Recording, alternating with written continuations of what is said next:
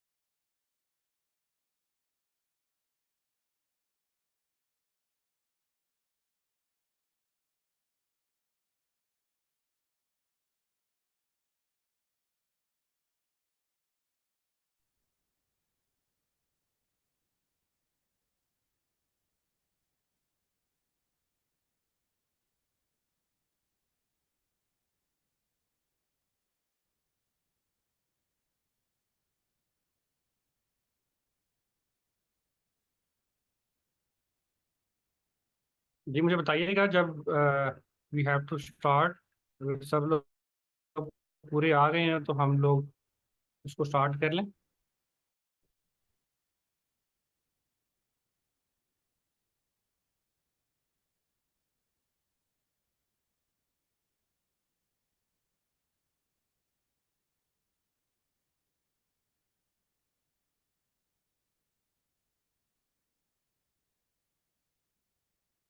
जी अस्सलाम वालेकुम। मेरा नाम है एडवोकेट नजम। और आज हम बात करने वाले हैं बजट के हवाले से, जो कि पाकिस्तान का 2024-25 के अंदर है। और यही आज का हमारा टॉपिक है। तो हम इसको बड़ा बेसिकली काफ़ी जो है वो बेसिक रखेंगे, ताकि जो है आप लोग, क्योंकि मैंने देखा है कि हम मोस्ट ऑफ द लॉयर्स हैं, तो हम इसको बजाय इसके कि बहुत ज़्यादा टेक्निकल करें, फाइनेंशियल जो है इसके अंदर टर्म को इस्तेमाल करें। तो हम बेसिकली कोशिश ये करेंगे कि इसको आराम से हम लोग समझें कि बेसिकली बजट के अंदर क्या क्या चीज़ें हैं। तो बेसिकली किसी भी बजट के अंदर दो चीज़ें होती हैं, कुछ पॉलिसी मैटर्स होते हैं और कुछ जो हैं उसके अंदर बाकायदा बताया जाता है कि परसेंटेज होते हैं, फिगर्स होते हैं, जिसके अंदर बाकायदा क्लियरली बता दिया जाता है कि इस साल ये टैक्स ब्रैकेट्स होंगे, इस चीज़ के ऊपर इतना टैक्स होगा और इस चीज़ के ऊपर कम टैक्स होगा। तो इस हवाले से हम ये देखेंगे कि पॉलिसीज़ क्या हैं और उसके बाद क्या क्या टैक्सेस जो हैं वो लगाए गए हैं और उनकी क्या क्या वजह जो है वो हमारे सामने आ रही हैं। तो बजट को बेसिकली आप इसी तरीके से समझें कि किसी भी मुल्क को चलाने के लिए एक बेसिकली बजट बनाया जाता है, जो कि कॉन्स्टिट्यूशन ऑफ पाकिस्तान के मुताबिक होता है, जिसके अंदर आप पूरे साल का खर्चा बताते हैं कि इस 4 साल के अंदर हम इस जगह से ये चीज़ें कमा रहे हैं और इनको इस जगह के ऊपर स्पेंड कर रहे होते हैं। तो बेसिकली आपने इसको बैलेंस करना होता है, जितने आप पैसे कमा रहे हैं उतने ही आपने उसके ऊपर लगाने होते हैं। तो इस तरीके से हम किसी भी बजट को चला रहे होते हैं। तो इसको इस तरीके से आपको समझना है कि जिस तरह किसी भी घर को चलाने के लिए किसी भी अदारे को चलाने के लिए एक बजट ज़रूरी होता है, उसी तरीके से इस केस के अंदर भी हमें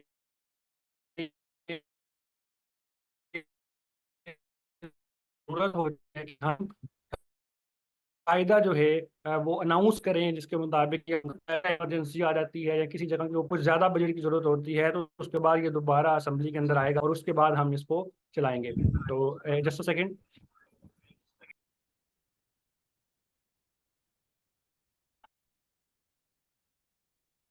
जी। तो अभी हम इसको देखते हैं कि सबसे पहले जो है इसके अंदर क्या चीज़ बहुत ज़्यादा इम्पोर्टेंट है। वो बेसिकली हम देखें तो ये जो सारा बजट है ये 18.877 ट्रिलियन रुपीस का है।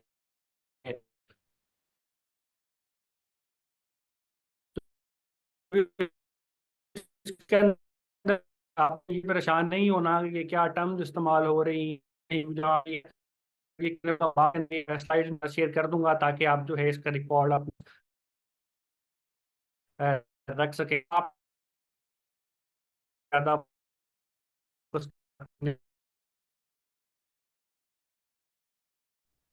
इस 9 ट्रिलियन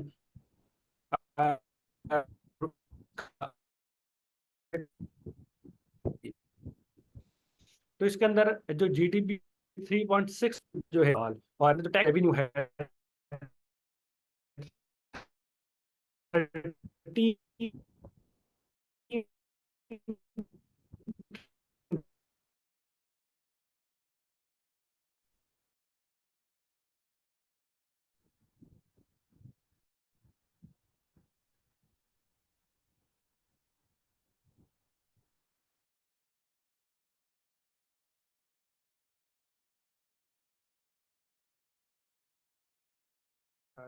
जी मेरा ख्याल है कोई इशू की वजह से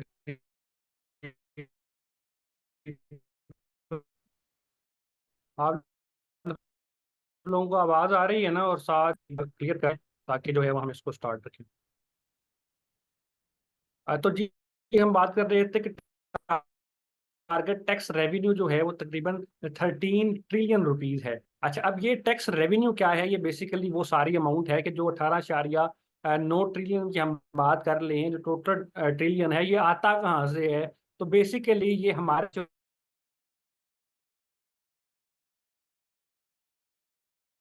सारे ही पैसे होते हैं जो कि टैक्स रेवेन्यू की माद के अंदर हमें तकरीबन जो है वो इतनी अमाउंट इस सारे साल के अंदर मिल जाएगी। तो ये टारगेट हर साल हुकूमत तय कर लेते, 40 इंक्रीज किया गया है, मतलब कि 40% ज्यादा टैक्सेस इस साल में हुकूमत आम लोगों से लेगी। तो ये एक बड़ा जो है वो सोचने वाला पॉइंट है कि आखिर एकदम से 40% जो है वो इंक्रीज किस तरीके से हो गया कि वो 40% जो पहले नहीं मिल रहा था वो अब कहाँ से मिलेगा। तो आप ये देखें कि इसके अंदर जी तो इसके अंदर हमने ये यही देखना है कि ये सारा 40% कहाँ से मिलेगा। तो वो मुख्तलिफ चीज़ों के ऊपर टैक्स रेट बढ़ा दिए जा रहे हैं। कई जगह पे ऊपर जो है वो पहले जो टैक्स की छूट दी गई थी वो वापस ली जा रही है। तो इस सारी मद को मिला के जो है वो तकरीबन जो है वो 40% का इंक्रीज हुआ है, मतलब कि more than half of the hour जो है वो बजट वो टैक्स के पैसों से ही आना है, ऑब्वियसली आम लोगों का पैसा ही है। तो वो उसके अंदर इंक्रीज खैर इतना ज़्यादा नहीं होना चाहिए था, क्योंकि इससे जो ये होगा कि बहुत ज़्यादा टैक्सेस जो हैं वो लोगों के ऊपर लगना शुरू हो जाएंगे। तो इसी हवाले से फिर कुछ नॉन टैक्स रेवेन्यू है, कुछ इस तरीके से होता है कि हुकूमत जो है वो लोगों से पैसे वसूल करती है। स्क्रीन शेयर हो रही है ना? स्क्रीन शेयर, अच्छा। तो इसके अंदर नॉन टैक्स रेवेन्यू के अंदर तकरीबन 3.5 ट्रिलियन है। तो ये सारा मिला मिलू के 13 ट्रिलियन और 3.5 ट्रिलियन मिला के ये तकरीबन 18.9 ट्रिलियन बनेगा। जितने भी जो है ये सारी हुकूमत की आमदन हो गई है कि कहाँ कहाँ से पैसे आएंगे। तो अब ये भी देखना है कि ये कहाँ कहाँ पर पैसे लगेंगे। तो बजट डेफिसिट अगर हम देखें तो इसके अंदर 6.9% ऑफ जीडीपी है। अच्छा, बजट डेफिसिट से मुराद ये होती है कि जितने पैसे आप कमा रहे हैं उतने आप लगा रहे हैं या नहीं लगा रहे, तो इन दोनों के अंदर आपस में क्या फ़र्क है। इसका मतलब ये है कि हम 6.9% जो है वो ज़्यादा पैसे स्पेंड कर रहे हैं जितना हम कमा रहे हैं। मतलब कि कमाने और लगाने के अंदर तकरीबन 7% को जो है वो फ़र्क है। इसी की वजह से हमें जो है वो ये कर्ज़ों के बावजूद, जितने कर्जे हम ले रहे हैं उसके बावजूद अभी भी ये 7% का जो है वो गैप मौजूद है। अभी 40% हमने टैक्स बढ़ा भी दिया है, इसके बावजूद 7% जो है बजट डेफिसिट मौजूद है। इसका मतलब होगा कि अभी ये 7% के पैसे भी हमने कहीं ना कहीं से अरेंज करने हैं। वो हम बाद में देखेंगे कि हमने कहाँ से करने हैं। हम दूसरे ममालिक से मांगेंगे, किसी से लोन लेंगे, किसी से इन्वेस्टमेंट करवाएंगे। तो इस तरीके से ये 7% जो है वो हम पूरा करेंगे, या फिर हमें दोबारा लोन लेना पड़ेगा अगले साल का फिर बजट इसी तरीके से देने के लिए। तो जो हमारी एक्सपेंडिचर है वो 17.2 ट्रिलियन है, और हमारा जो एक्सपेंस है वो 18.9 ट्रिलियन डॉलर है, रुपीज है। तो ये 6.9% का हिसाब है। तो इसी तरीके से जो इन्फ्लेशन है इस बजट के अंदर 2024-25 के अंदर हुकूमत ये कहती है कि हम इसको 12% के ऊपर लेकर आएंगे। जबकि जो ऑलरेडी पिछले साल के हिसाब से अगर हम देखते हैं तो वो तकरीबन 28% बना हुआ है जो ऑलरेडी चल रहा है। इसका मतलब यह है कि अगर आपके अकाउंट के अंदर 1 लाख रुपया पहले बढ़ा हुआ था, तो ड्यू टू इन्फ्लेशन अब वो 28% कम होकर तकरीबन जो है वो 72,000 रुपीज रह गए हैं। तो 28% जो है वो रुपया आपका गिर चुका है। तो इसको हुकूमत ने कहा है कि हम तकरीबन 12% पर लेकर आएंगे। लेकिन ये एक जो है वो आप पॉलिसी मैटर आप कह सकते हैं कि ये डेफिनेट नहीं है कि ये होगा ही होगा। ये एक पॉलिसी है। एक मैंने आपको बताया कि बजट के दो पार्ट्स होते हैं। एक पॉलिसी होती है जिसके अंदर वो बताते हैं कि जी हम ये करने की कोशिश करेंगे, और कुछ चीज़ें होती हैं डेफिनेट जो वो बताते हैं कि ये तो हम करेंगे ही करेंगे। तो ये इन्फ्लेशन के अंदर आ जाता है। इसी तरीके से अगर हम आगे इसको देखते हैं तो द कोalition गवर्नमेंट जो है ने ही ये सारा बिल पेश किया। इसके अंदर 30 बिलियन रुपीस जो हैं वो आने वाले हैं, जो कि हमें मिलेंगे प्राइवेटाइजेशन के अंदर से। तो प्राइवेटाइजेशन जो है वो इस बजट का एक बहुत अहम हिस्सा है। ठीक है। अब प्राइवेटाइजेशन से मुराद आप लोगों ने देखा होगा कि पीआईए बिक रही है, स्टील मिल्स बिक रही हैं। इसी तरीके से जो प्राइवेट जो पब्लिक इदारे हैं उनको प्राइवेटाइज करने की कोशिश की जा रही है, उनको बेचा जा रहा है, और कहा जा रहा है कि हम जो है वो आम पब्लिक को, कोई भी शख्स जो है वो आके इसको खरीद सकता है। तो जब वो बिक जाएगी तो जाहिर है उससे एक कोई ना कोई आमदन आएगी। तो वो 30 बिलियन रुपीज जो बनेंगे वो हम इसी बजट के अंदर डाल देते हैं और उसको हम मुख्तलिफ मद के अंदर इस्तेमाल करेंगे। तो इसके ऊपर काफ़ी जो है वो डिबेट चल रही है कि प्राइवेटाइज होना चाहिए कि नहीं होना चाहिए। तो at the end of session में आप लोगों से भी ये सवाल पूछूंगा ज़रूर कि आप लोग क्या समझते हैं कि प्राइवेटाइजेशन का से क्या मुराद है, और क्या ये होनी चाहिए या नहीं होनी चाहिए। इसके दो एस्पेक्ट्स होते हैं।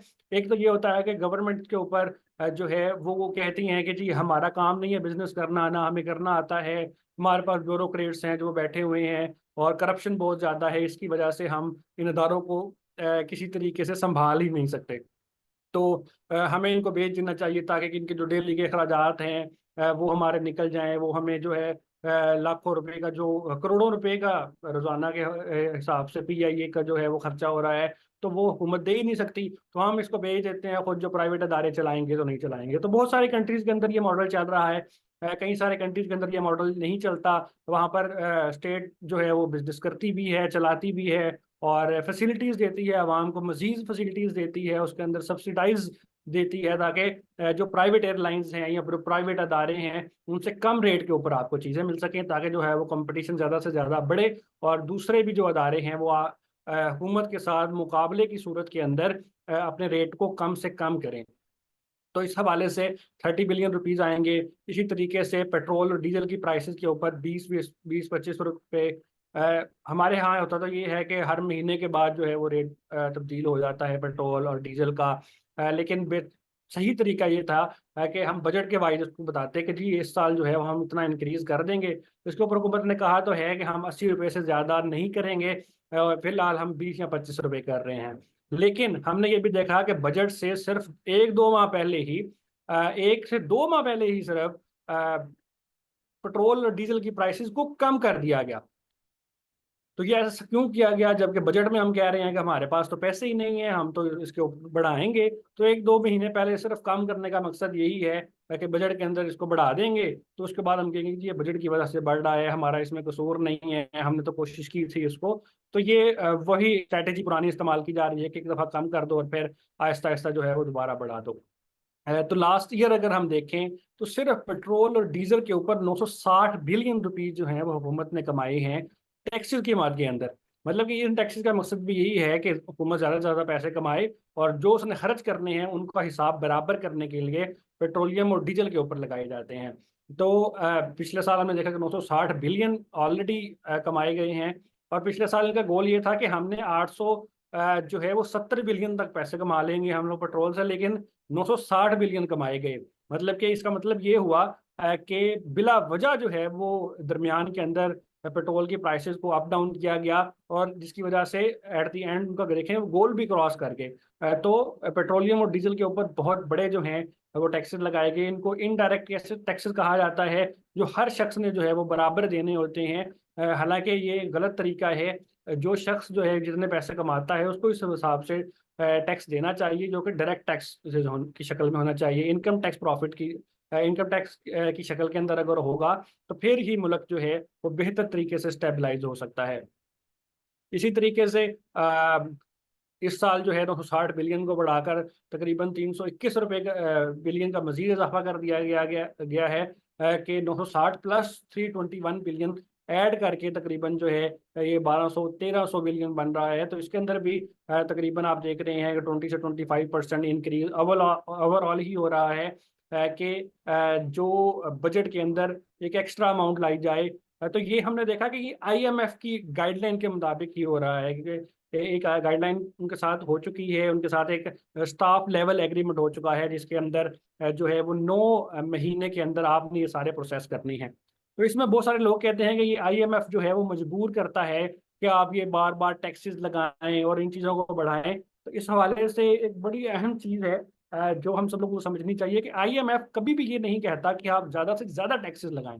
IMF सिर्फ ये कहता है कि आप जितने का बजट दे रहे हैं आप अपना एक्सपेंडिचर भी उतना रखें, आप अपना खर्चा भी जो है वो उतना ही लगाएं जितने आप पैसे कमा रहे हैं।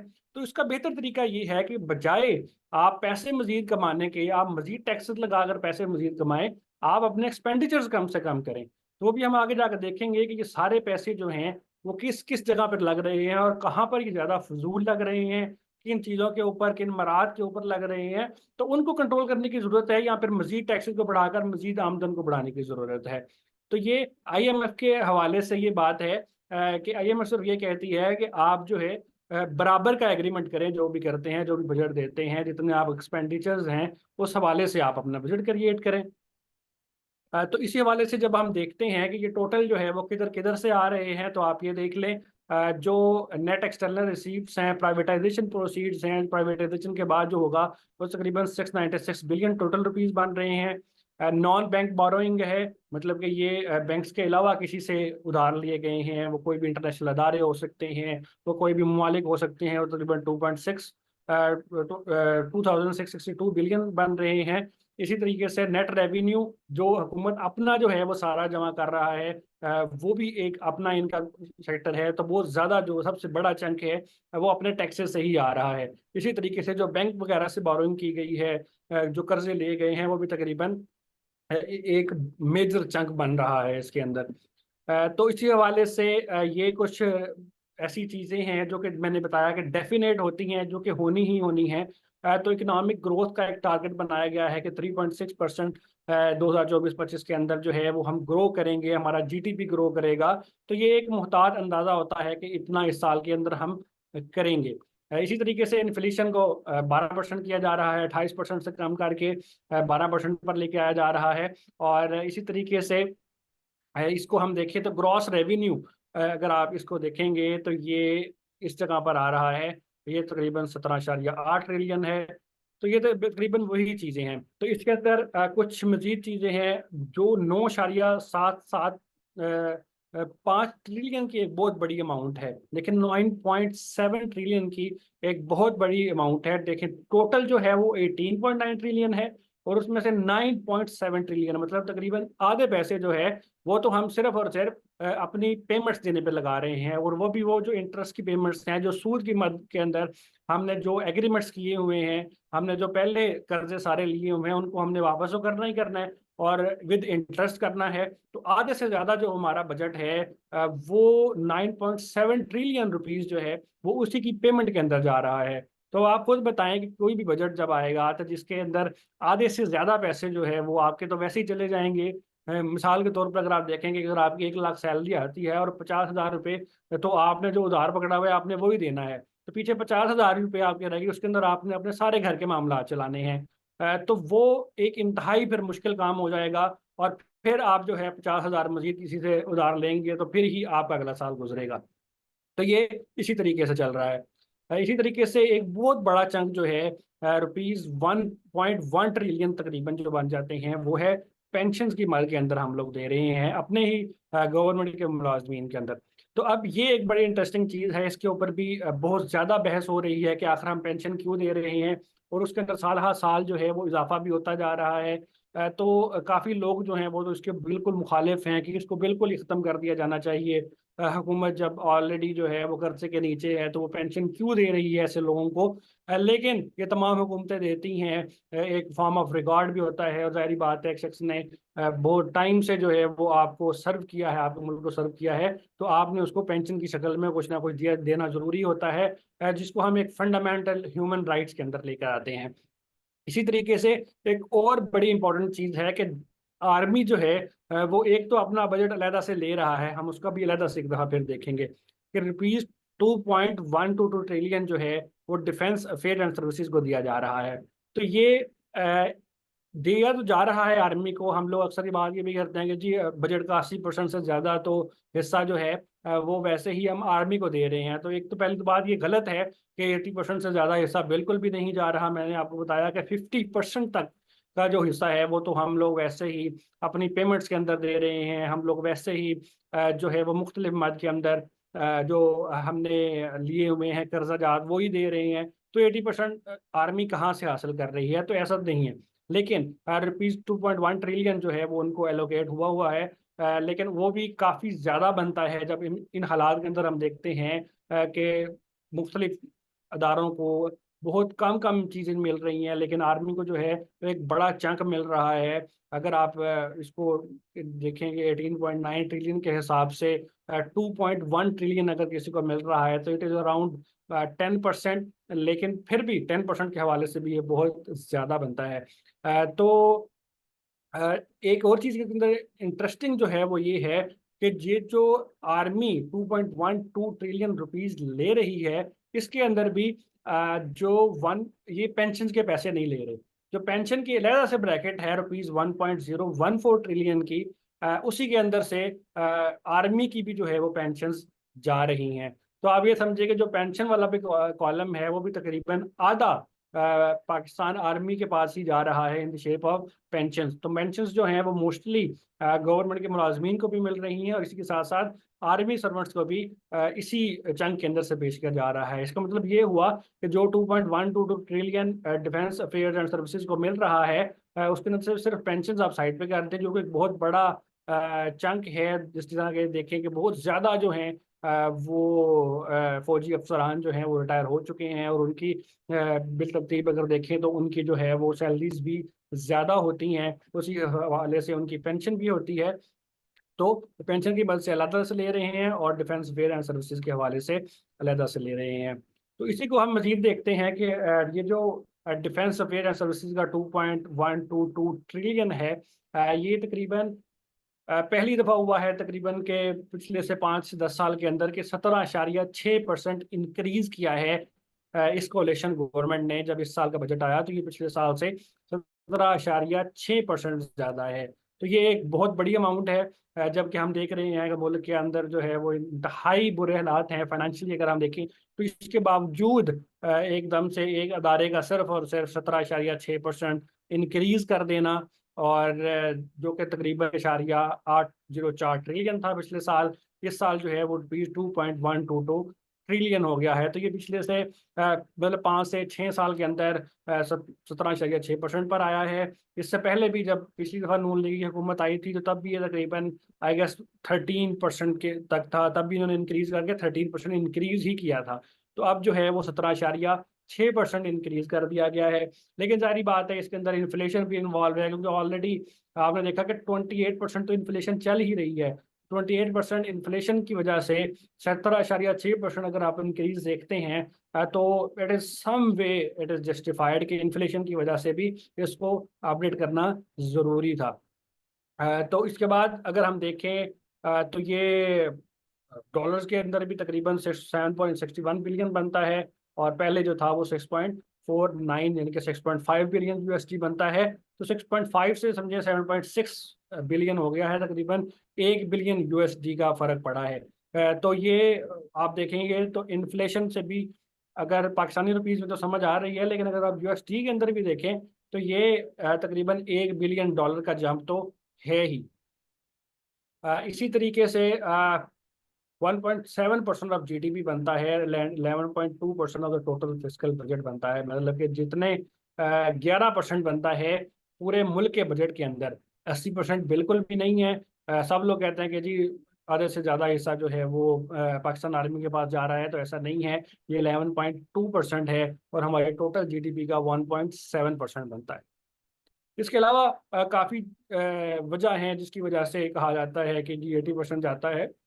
वजह ये है कि कई जगह के ऊपर जो है वो पाकिस्तान आर्मी जो है कि उनके मुख्तलिफ अफसरान जो हैं वो बिजनेस भी कर रहे हैं, वो ज़मीनें भी जो हैं वो ले रहे हैं। अब तो काफ़ी सारा बिजनेस कर रहे हैं, तो उस बिजनेस से जो की इनकम बन रही है उसको भी इसके अंदर काउंट किया जाता है। इसी तरीके से बहुत जगह के ऊपर पाकिस्तान आर्मी अपनी सर्विसेज दे रही है, कहीं पर सिक्योरिटी सर्विसेज दे रही है, तो वहां से भी उनको एक अपनी आमदन भी वो क्रिएट कर रहे हैं। तो उस हवाले से वो एक अलग से उनकी आमदन होती है जो वो खुद क्रिएट करते हैं, और एक जो है वो फेडरल गवर्नमेंट की तरफ से उनको फंडिंग होती है, वो एक अलग है। और ये तमाम अदारों की है, इसके अंदर पाकिस्तान एयरफोर्स शामिल है, इसके अंदर पाकिस्तान आर्मी शामिल है, इसके अंदर इंटेलिजेंस सर्विसेज शामिल हैं। इसी तरीके से एक एटॉमिक पावर के जो है वो अलहदा से एटॉमिक जो है हमारा एनर्जी सेक्टर है उसकी अलहदा से एक बजट के अंदर जगह होती है, जिसको बिल्कुल डिफाइन नहीं किया जाता कि कितने पैसे लगाए जा रहे हैं या कितने नहीं लगाए जा रहे ड्यू टू सिक्योरिटी मेजर्स, क्योंकि वो आप बता नहीं सकते। तो बहरहाल बजट के अंदर कोई ना कोई उनका हिस्सा ज़रूर होता है, उसका एक अलहदा से पूरा चार्ट बनता है जो कि कॉन्फिडेंशियल होता है, जिसके बारे में हमें बताया नहीं जाता। मजीद इसको हम देख लेते हैं, जो रुपीज़ 1.7 ट्रिलियन है, ये भी एक बहुत बड़ी जो है अमाउंट है।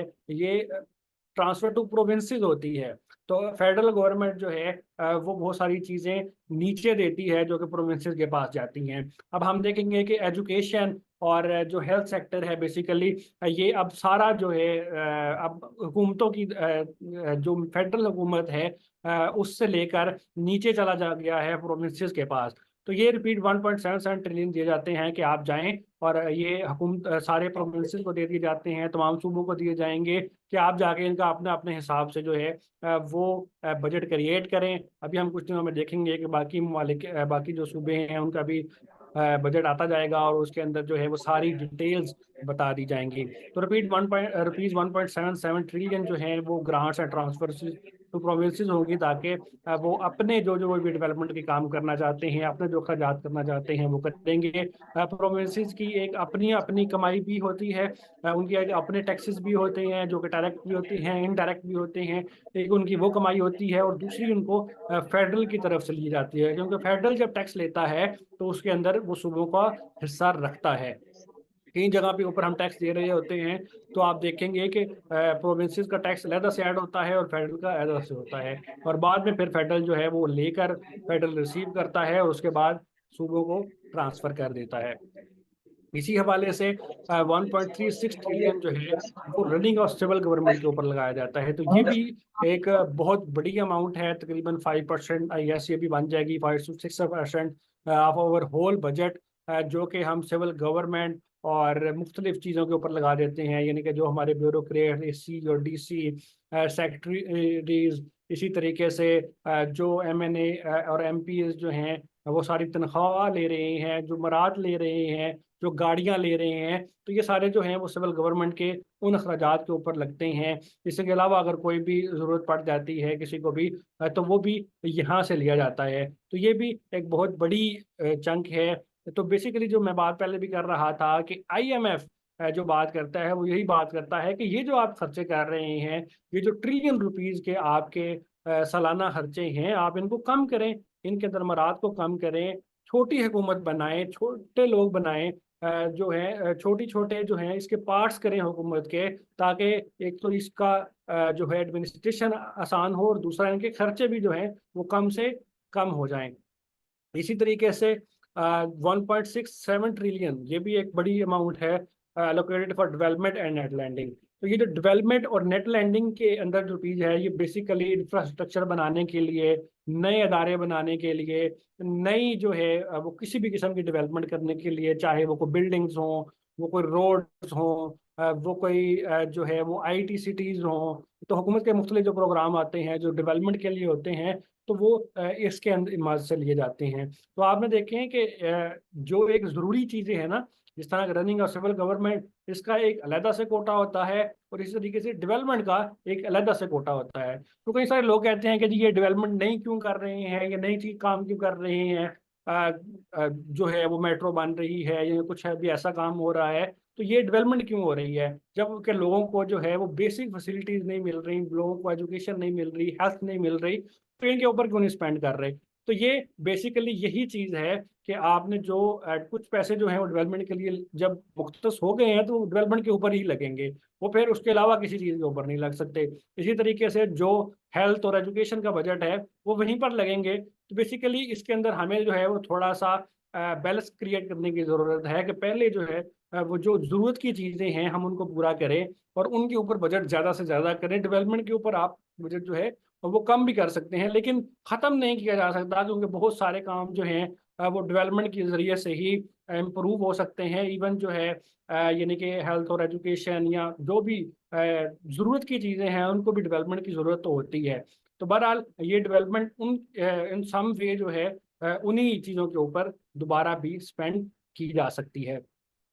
तो इसी हवाले से ₹1.674 ट्रिलियन जो है वो इसके ऊपर लग गए हैं। और उसके बाद ओवरऑल जो फिस्कल डेफिसिट है, जो हमने बताया कि उसके अंदर जो बेसिकली डिफरेंस आ रहा है वो भी काफ़ी ज़्यादा है।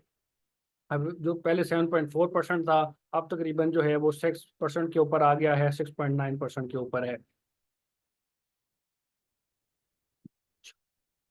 इसी हवाले से हमने बात की जो पेंशन जो हैं उनके अंदर भी काफ़ी इंक्रीज आया है, तकरीबन 15% जो है वो पेंशन के अंदर, गवर्नमेंट एम्प्लॉयज़ की पेंशन के अंदर 15% इंक्रीज हुआ है। तो इसके अंदर आप ये देखें कि 28% इन्फ्लेशन रेट है और 15% जो है वो सिर्फ और सिर्फ उसके अंदर इजाफा किया जा रहा है। तो इसकी वजह भी मैं बताता हूँ कि ये क्यों किया जा रहा है। 25% इंक्रीज जो है वो सैलरीज ऑफ ग्रेड 1 to 16 के अंदर हुआ है और 20% ग्रेड 17 से 22 में हुआ है। अच्छा, अब रिपोर्टेडली जो खबरें आ रही हैं वो यही है कि ये जो इंक्रीज हुआ है ना 25% और 20% गवर्नमेंट मुलाजमीन की, ये बिल्कुल लास्ट मिनट के ऊपर हुआ है। तो ऐसा क्यों हुआ है? जिस तरह की पोजीशन ने भी कहा जी हमें तो कॉपीज ही नहीं दी गई, हमें तो बताया ही नहीं गया, क्योंकि लास्ट मिनट तक जो था वो चेंजिंग हो रही थी। तो ये होने का मकसद ये था कि जिस दिन बजट को प्रेजेंट होना था उसी दिन जो है गवर्नमेंट मुलाजमीन की एक एसोसिएशन जो है वो मिलकर बिल्कुल पार्लियामेंट के बाहर बैठी हुई थी और उसके ऊपर एहतजाज कर रही थी कि आज बजट पेश होना है और हमारी सैलरीज को बढ़ाया जाए। तो ये काफ़ी पीयर प्रेशर की वजह से, तमाम मुलाजमीन की जदोजहद की वजह से, यूनियन के प्रोटेस्ट की वजह से, तो वो उस टाइम भी बजट अनाउंस हो रहा था, वो बाहर बैठे हुए थे, तो उसकी वजह से एक सडन जो है चेंज किया गया एट द लास्ट मोमेंट, जो कि 25% इंक्रीज था ग्रेड 1 to 16 के अंदर और 20% इन ग्रेड 17 to 22%। अच्छा, ये भी आप देखें कि ये भी 25 से 20% इंक्रीज है, जबकि इन्फ्लेशन रेट जो है वो 28 है। मतलब कि आपको कम से कम अगर आप इंक्रीज कर ही रहे हैं तो आप कम से कम इन्फ्लेशन रेट के साथ मैच तो इसको करें, ताकि जो है अब 25% इंक्रीज हो रहा है और 28% इन्फ्लेशन है। इसका मतलब है कि जो गवर्नमेंट मुलाजमीन हैं वो अभी भी माइनस के अंदर ही जा रहे हैं, मतलब कि फिर भी वो इन्फ्लेशन का शिकार ही हैं इतनी सैलरीज बढ़ने के बावजूद। तो कम से कम जो है वो मजदूर की तनख्वाह वो 37,000 कर दी गई है, जिसको मिनिमम वेज कहते हैं। अब आप देखें कि बाहर के ममालिक के अंदर मिनिमम वेज जो है उसका कंपैरिजन आप कर लें और पाकिस्तान के अंदर का कंपैरिजन कर लें कि बाहर के ममालिक के अंदर जो है वो 37,000, तो मेरा ख्याल है कि एक दिन की मिनिमम वेज होगी, क्योंकि वो 10 से 12 पाउंड जो है वहाँ पर मिनिमम पेज है, वेज है। अगर यूरोप में चले जाएं तो वहाँ पर भी तकरीबन 12 यूरोज ही होती है। तो ये समझ लें आप एक दिन की जो कमाई जो है वो यहाँ पर 37,000 रख रही हैं। और ये भी मिनिमम वेज है, ये मिलती नहीं है। ये हुकूमत की तरफ से प्रपोज की गई है कि इतनी तो कम अज़ कम होनी चाहिए। इसी के साथ साथ फिर कितना जो है इसके ऊपर रखा गया है टैक्स ब्रैकेट, वो हम बाद में बात करेंगे। तो हम देखते हैं कि इसके बाद फेडरल एक्साइज ड्यूटी को जो है वो 1,000 टन के ऊपर जो है वो 3,000 पर टन मुख्तलिफ जो लगा दी गई हैं। ये इतनी इम्पोर्टेंट नहीं है। ये जिस चीज़ का सेक्टर होगा वो उसी को अपने हिसाब से इसको देखेगा किस तरीके से इम्प्लीमेंट हो रही है।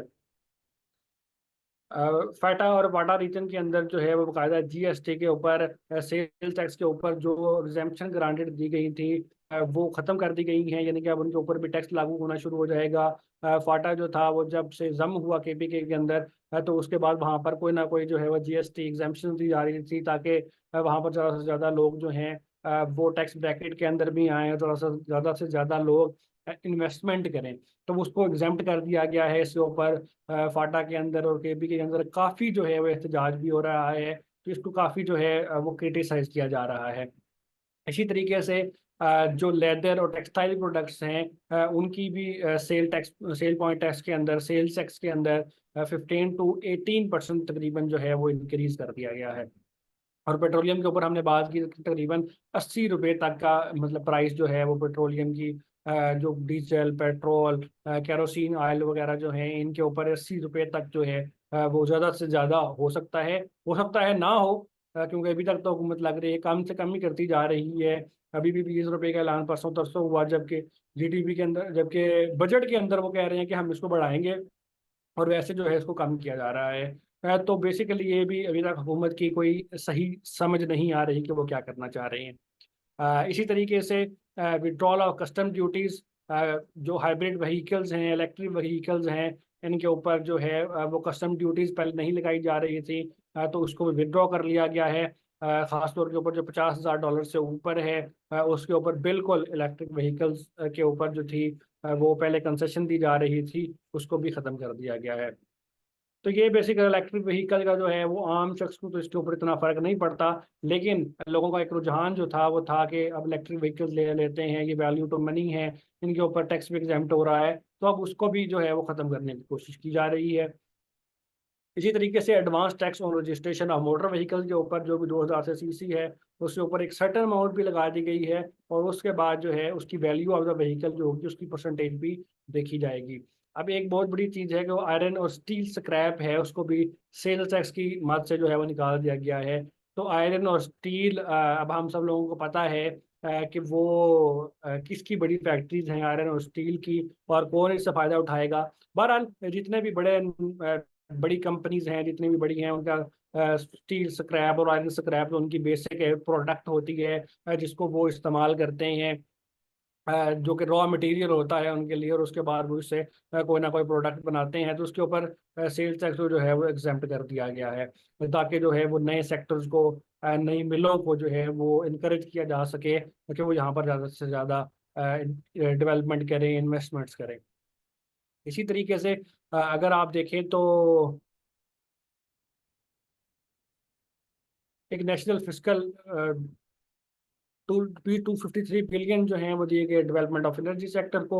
नेशनल फिजिकल पैक्ट बनाया गया, प्रोमिसेस के साथ एक फिजिकल पैक्ट किया जा रहा है प्रोमिसेस के साथ, कि जो फाइनेंशियल मैटर्स हैं इनकी स्टेबिलिटी के लिए, इसको अभी मजीद इसके ऊपर डिटेल आएंगी कि क्या क्या चीज़ें हो रही हैं। बेसिकली एक पॉलिसी का पार्ट है कि जो सूबे जो हैं वो फेडरल के साथ मिलकर चलें ताकि कोई इशू ना हो। तो एक new category of late filers बनाई गई है, हमारे लॉ के दोस्त जो कि टैक्स फाइलिंग के हवाले से या फिर टैक्स की कोई ना कोई प्रैक्टिस कर रहे हैं, तो वो उनके लिए ये बड़ी इम्पोर्टेंट है। तो जितने भी आप क्वेश्चन होंगे वो हम इंशाल्लाह ताला जो है वो लास्ट के ऊपर लेने की कोशिश करेंगे। तो लेट फाइलर्स जो हैं वो एक नई कैटेगरी आ रही है। पहले होता ये था कि एक लोग फाइलर होते थे और एक नॉन फाइलर होते थे, और नॉन फाइलर को जब भी ज़रूरत पड़ती थी, फॉर एग्जांपल कि अगर आपने कोई करनी है, आप कोई करना चाहते हैं, कोई ज़मीन अपने नाम खरीदना चाहते हैं, कोई प्रॉपर्टी सेल करना चाहते हैं, खरीदना चाहते हैं, तो at the very last moment उसी टाइम लोग रातों रात जो है वो तकरीबन 1 से 2 घंटे का प्रोसेस है, उसके अंदर आप फाइलर हो जाते थे। तो वेरी लास्ट मोमेंट, ताकि आपको फाइलर का जो है वो फायदा हो सके, तो गवर्नमेंट ने किया ये है कि उन्होंने कहा है कि जी अब ये काम नहीं होगा। अब अगर आपने लेट फाइल किया, अगर आपने जुलाई और सितंबर के अंदर अपने इनकम टैक्स रिटर्न जो सालाना जमा करवानी होती है वो नहीं करवाएंगे, तो आप लेट फाइलर सबर होंगे। तो बेसिकली फाइलर का सबर ये होता है कि आपने हर साल अपनी रिटर्न जमा करवानी होती है, एफबीआर के साथ रजिस्ट्रेशन करवानी होती है, और उसके बाद अगर आप हर साल करवाते रहेंगे तो आप एक्टिव टैक्स पेयर शुमार होंगे। तो अगर आप एक्टिव हैं, हर साल करवाते हैं, तो फिर ही आपको फाइलर का फायदा हो सकेगा। तो 3 कैटेगरी अब बन गई हैं, एक नॉन फाइलर होगा जो बिल्कुल एफबीआर के साथ रजिस्टर्ड ही नहीं है, और दूसरा लेट फाइलर होगा जो कि एक दफ़ा शायद कभी एफबीआर के साथ हो गया और उसके बाद उसने अपनी सालाना रिटर्न टाइम पर जमा नहीं करवाई, जो कि सितंबर के अंदर करवानी होती है। और तीसरा जो है वो फाइलर सबर होगा जो कि एक्टिव टैक्स पेयर होगा, जो हर साल रोजाना करवाता है। तो अगर आपका फ्यूचर के अंदर कोई भी प्लान हो, आपका क्लाइंट का प्लान हो कि वो कोई ना कोई ज़मीन खरीदना चाहता है, बेचना चाहता है, तो उसे टाइम से जो है वो अपना फाइलर होना पड़ेगा, ताकि वो उसका फ़ायदा उठा सके। तो ये एक नई डेवलपमेंट थी। इसी तरीके से कुछ टैक्स पॉलिसीज बनाई गई हैं जो कि क्रैकडाउन नॉन फाइलर्स है कि जो शख्स नॉन फाइलर होंगे उनकी सिम में भी ब्लॉक हो जाएंगी, उनका जो है वो घर का बिजली का कनेक्शन भी मुनक़ता कर दिया जाएगा। इसी तरीके से जो उनके ऊपर जो है उनको पाकिस्तान से बाहर वो ट्रैवल भी नहीं कर सकेंगे। तो ये काफ़ी ज़्यादा जो है एक पॉलिसी बना ली गई है कि अब नॉन फाइलर कोई शख्स ना रहे, जो शख्स भी थोड़ी बहुत कमाई करता है वो लाजमी टैक्स फाइलर हो जाए। इसी तरीके से टैक्स बढ़ा भी बहुत ज़्यादा किया गया है। 3 कैटेगरी जिस तरह मैंने बताई हैं वही हो चुकी हैं, कि एक टैक्स जो है वो नॉन फाइलर पर लगेगा, एक लेट टैक्स फाइलर पर लगेगा, और एक फाइलर पर लगेगा। तो फाइलर पर सबसे कम टैक्स होगा, लेट फाइलर के उससे कम होगा, और नॉन फाइलर पर तकरीबन ट्रिपल टैक्स हो जाएगा। तो ये 3 कैटेगरीज हैं। इसी तरीके से इसमें अगर हम देखें तो तकरीबन हम इसको एंड करेंगे कि प्रोग्रेसिव टैक्सेशन स्कीम एक लगाई गई है, जो कि ये होती है कि आप जितने पैसे कमाते जाएंगे उतने उतने पैसे आप लगेंगे, लेकिन ये जो है मैक्सिमम सैलरीड लोगों के ऊपर ही किया जा रहा है। तो इसके हवाले से ये समझ लें कि 6 लाख रुपए तक सालाना, मतलब कि महाना 50,000 रुपये, और सालाना अगर आप 6 लाख रुपए तक पैसे कमाते हैं तो आपके ऊपर कोई टैक्स लागू नहीं होगा। आप 6 लाख का 6 लाख आपका अपने इस्तेमाल में ला ला सकते हैं। तो ये पिछले साल भी 6 लाख की था, इससे पिछले साल भी 6 लाख था, लेकिन ये बहुत कम है। 50,000 जो है तकरीबन, और जिस तरह उन्होंने खुद बताया कि 37,000 तो मजदूर की तनख्वाह है। तो अगर किसी की 50,000 तनख्वाह है और वो इसके अंदर कैसे गुजारा कर सकता है। यानी कि अगर आपको 51,000 भी है तो फिर भी आपको टैक्स देना पड़ेगा। अगर आपकी 51,000 से लेकर 12 लाख रुपए तक सालाना तनख्वाह है, यानी कि तकरीबन 1 लाख रुपए तक, 51,000 से लेकर 1 लाख रुपए तक अगर आपकी है, तो फिर आपको 5% of your salary income tax की मद के अंदर देना होगा। यानी कि अगर आप 1 लाख रुपया कमा रहे हैं तो 5% जो है वो उसका 5,000 रुपया बनेगा। एक माह का आपका टैक्स बनेगा, और साल का तकरीबन जो है वो आपका तकरीबन 30,000 रुपीज टैक्स बन जाएगा, जो आपने देना ही देना है। तो इसी मद के अंदर हमने देखा कि 70 बिलियन रुपीज जो हैं वो पिछले साल भी जो आने वाले साल के अंदर इस बजट के मुताबिक तकरीबन पाकिस्तानी हुकूमत 70 बिलियन रुपीज सिर्फ और सिर्फ सैलरीड पर्सन से लेगी। तो जो बाकी बिजनेस पर्सन कर रहे हैं, या जो लोग करोड़ों रुपए के बिजनेस कर रहे हैं, या मुख्तलिफ जो है वो मद के अंदर पैसे कमा रहे हैं, तो वो इसके अलावा होंगे। तो इसके अंदर बस लास्ट पॉइंट है वो यही है कि वो आपने ये समझ लेना है कि कौन ज़्यादा पैसे ले रहा है और कम कम ले रहा है। सबसे पहले हमने देखा कि आर्मी जो है वो बहरहाल 17.4% पैसे ज़्यादा ले रही है पिछले साल से। इसी तरीके से प्राइवेट बैंक्स जो हैं वो ज़्यादा डेट ले रहे हैं, पेमेंट्स जो भी वो पैसे दे रहे हैं उनके ऊपर डेट उनको ज़्यादा रिसीव हो रहा है। और ब्यूरोक्रेट जो हैं वो एक तो सैलरी की मद में पैसे ले रहे हैं, एक तो वो मराज की मद में ले रहे हैं, और इसी तरीके से जो डेवलपमेंट का बजट है जो भी वो भी तकरीबन 1.5 ट्रिलियन रुपीज बन रहा है, वो भी समझे यानी ब्यूरोक्रेट के पास आ रहा है कि ये ब्यूरोक्रेट ही डेवलपमेंट कर रहे हैं। अगर ये कहीं पर कोई नया अदारा बन रहा है तो वहां पर भी ब्यूरोक्रेट बैठे हैं। अगर कहीं पर कोई नई डेवलपमेंट जो है वो बिल्डिंग बन रही है, कोई इंफ्रास्ट्रक्चर बन रहा है, कोई स्टेडियम बन रहा है, तो वो भी थ्रू ब्यूरोक्रेट्स ही बन रहा है ना। तो ये ब्यूरोक्रेट्स वहां पर भी फंड्स को इस्तेमाल कर रहे हैं, उनके अंदर करप्शन भी कर रहे हैं। ज़्यादा पैसे जो है वो ब्यूरोक्रेट्स ही ले रहे हैं। तो कौन कम ले रहा है? सैलरी क्लास लोग कम पैसे ले रहे हैं, जिनकी जो है वो सैलरी है उसके अंदर टैक्सेस ज़्यादा बढ़ रहे हैं, टैक्सेस जो है वो उनको देने पड़ रहे हैं। और जिस तरह कहा जाता है कि सबसे ज़्यादा टैक्स भी सैलरीड पर्सन ही दे रहे हैं, बिजनेस पर्सन तो पैसे दे ही नहीं रहे। और इस तरीके से कंज्यूमर जो हैं वो ज़्यादा इस चीज़ के अंदर से असरअंदाज हो रहे हैं इस बजट के अंदर, कि इनडायरेक्ट टैक्सेस उनके ऊपर बढ़ते जा रहे हैं। इसी तरीके से जो रिटेलर्स हैं वो सेल टैक्स की मद के अंदर जब कोई चीज़ खरीदते हैं, अपना माल खरीदते हैं, तो फिर भी सेल्स टैक्स देते हैं, और जब आगे बेचते हैं तो फिर भी सेल्स टैक्स देते हैं। तो ये इस तरीके से हमने देखा कि ये बजट 2024-25 पहले पैसे कहाँ से आ रहे थे और उसके बाद पैसे कहाँ कहाँ लग रहे हैं। तो यही तकरीबन इस बजट के अंदर था। बाकी काफ़ी मजीद कुछ पॉलिसीज़ जो हैं वो ऐसा आसान फोल्ड होना शुरू होंगी। नेशनल फिजिकल पैड प्रोग्रेस इसके साथ हो रहा है। तो ये सारी जो हैं इसके अंदर चीज़ें, इसके अलावा अगर किसी का कोई क्वेश्चन है तो वो चैट के अंदर क्वेश्चन लिख दें, ताकि जो है वो हम जल्दी से इसको देख लें। इसके अलावा जो है अगर आपका कोई भी क्वेश्चन हो तो वो आप पाकिस्तान लॉयर्स के पेज के ऊपर जाकर या फिर डायरेक्टली जो है वो मुझे @law-by-nizam के नाम से मेरे सोशल मीडिया अकाउंट्स हैं। अगर आप कोई भी सवाल पूछना चाहते हैं तो आप डायरेक्टली जो है वो मुझे वहाँ पर मैसेज करके कोई भी क्वेश्चन पूछ सकते हैं।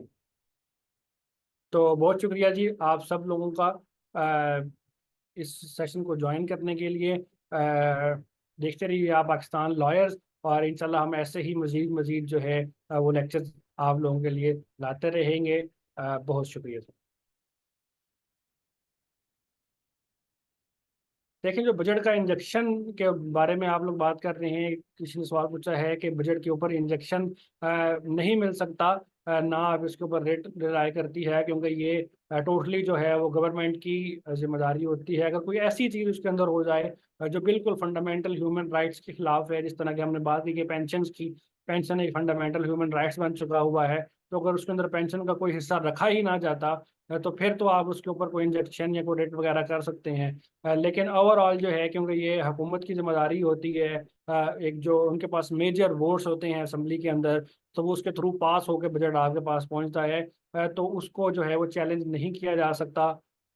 ये गवर्नमेंट की पॉलिसी होती है, तो पॉलिसीज को जो है वो आप चैलेंज नहीं कर सकते। तो जो गवर्नमेंट को बेहतर लगता है, जिस गवर्नमेंट को जो बेहतर लगेगा वो करेगा unless there is a human right violation. इसी तरीके से प्राइवेटाइजेशन का भी यही बात है। प्राइवेटाइजेशन के अंदर भी अगर तो बहुत बड़ी को वायलेशन हो रही है, मतलब कि अगर किसी चीज़ को प्राइवेट किया जा रहा है, फॉर एग्जांपल पी बेचा जा रहा है, और कोई शख्स समझता है कि जी ये बहुत कम पैसों में बेच रहे हैं, तो इतने तो नहीं बनते इस चीज़ के, तो फिर उस शक्ल के अंदर आप जो है वो उसको प्रूव कर लेते हैं। लेकिन वो बड़ा मुश्किल होता है, क्योंकि इतने बड़े लेवल के ऊपर जब होता है तो बाकायदा जो है उसका ऑडिट होता है। बाकायदा जो है वो एक पूरी इसके ऊपर टीम्स बैठती हैं, जो बाकायदा बिड्स लेती हैं, और उसके बाद ही ऐसे चीज़ों को फाइनल किया जाता है। तो बहुत शुक्रिया आप सब लोगों का। इंशाल्लाह ताला फिर आप लोगों से मुलाकात होगी। अल्लाह हाफिज़।